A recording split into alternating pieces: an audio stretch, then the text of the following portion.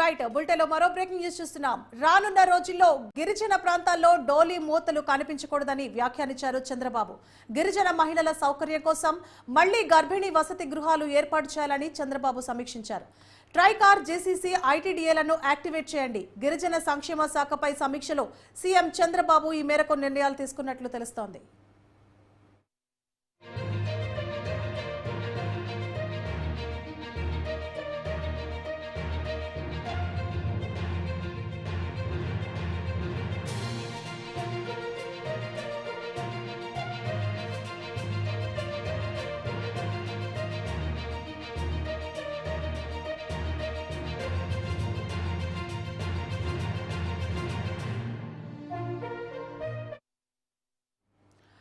Right, ఇక breaking news చూస్తున్నాం. గిరిజన సంక్షేమ శాఖపై జరిగిన సమీక్షలో సీఎం చంద్రబాబు పలు కీలక నిర్ణయాలు తీసుకున్నట్లు తెలుస్తోంది.